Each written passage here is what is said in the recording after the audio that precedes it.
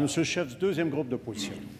Monsieur le Président, dans le dossier Uber, il y a un débat important qui se tient actuellement au Québec. Un débat qui se divise en deux camps. Celui qui défend un monopole contre celui qui défend la libre concurrence. Celui qui défend une vieille façon de faire contre celui qui propose un nouveau modèle d'affaires. Le camp de la confrontation contre celui des solutions. Le premier ministre a choisi le premier camp.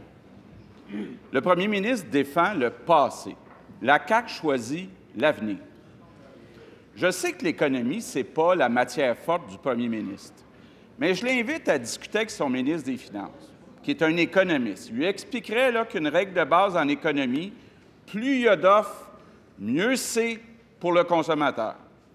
Monsieur le Président, le premier ministre ne peut pas toujours s'opposer à l'innovation.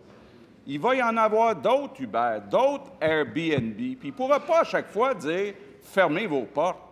Est-ce que le premier ministre accepte le compromis de discuter avec Uber d'un projet pilote pour mettre en place, pour mettre le Québec à la modernité? Monsieur le premier ministre. Alors, on pourrait discuter de la définition de modernité. Moi, j'aime également dire que la modernité doit comprendre son élément d'équité et de justice sociale, que le député n'a pas du tout mentionné dans sa présentation, parce que je pourrais faire la même présentation caricaturale. Il y a ceux qui se préoccupent de justice envers des gens qui ont fait confiance à l'État et qui ont mis toutes leurs économies dans un système qui existe depuis des années, qu'on ne referait pas aujourd'hui, mais qui existe. Et puis, il y a ceux qui n'en font pas cas. C'est pas grave. Le monde, ils se débrouilleront, puis on les laissera dans la misère. Ça nous importe peu.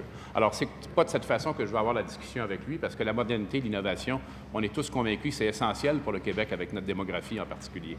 Mais de dire que l'innovation au Québec, c'est Uber, c'est un singulier raccourci. Oui, il y a de l'innovation, mais qui existe dans bien d'autres entreprises, y compris dans le dossier des transports rémunérés. Et moi, je pense qu'Uber doit faire un effort supplémentaire. Ils disent qu'ils font de l'innovation, mais je pense qu'ils doivent innover davantage dans la proposition qu'ils ont faite au gouvernement. Première complémentaire, Monsieur le chef du deuxième groupe. Monsieur le Président, le premier ministre joue à Don Quichotte contre les moulins à vent. Il se bat contre les nouvelles technologies. Monsieur le Président, je comprends que le premier ministre est nostalgique des années 70, mais il n'y a pas le choix. Le Québec doit innover. Puis Uber, c'est ce que les jeunes souhaitent, même les jeunes de son parti.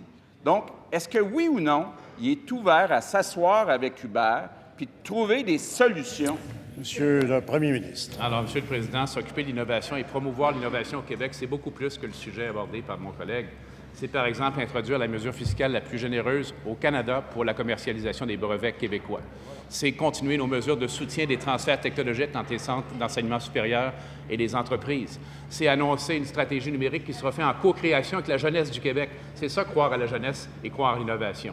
Il restreint la définition de l'innovation, c'est son problème. Nous, on le voit de façon beaucoup plus large. L'innovation doit exister partout, mais j'engage également la compagnie dont il parle avec beaucoup de passion. Je vois qu'ils représentent leurs intérêts ici.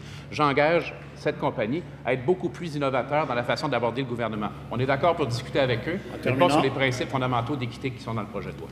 Deuxième complémentaire, Monsieur le chef du deuxième groupe d'opposition. Monsieur le Président, lors de l'annonce de sa stratégie numérique la semaine dernière, le premier ministre a dit que les nouvelles technologies nous obligent à nous adapter constamment. Bien là, il y a une opportunité de s'adapter, puis il refuse de s'adapter. Pourquoi le premier ministre vit dans le passé? Pourquoi le premier ministre défend un monopole? Est-ce qu'il va accepter, pas juste s'asseoir avec Guy Chevrette, s'asseoir aussi avec ceux qui proposent des nouvelles technologies? Monsieur le premier ministre. Alors, notre collègue nous parle de technologie. Moi, je veux parler du monde.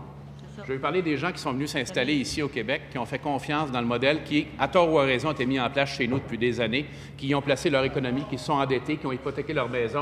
Ça aussi, c'est important. C'est au moins aussi important que la technologie. Maintenant, Airbnb, on l'a encadré.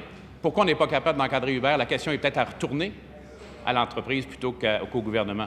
On a démontré beaucoup d'ouverture dans beaucoup de domaines, y compris dans le domaine du transport collectif. Les gens d'Amigo Express sont venus hier dire qu'ils étaient satisfaits de voir que leur système de covoiturage basé sur une technologie informatique également est tout à fait compatible avec le projet de loi. Pourquoi Uber n'est pas capable de faire le même travail d'adaptation? Moi, j'ai encore confiance qu'ils sont capables d'innover. Ils disent qu'ils veulent innover, mais qu'ils innovent.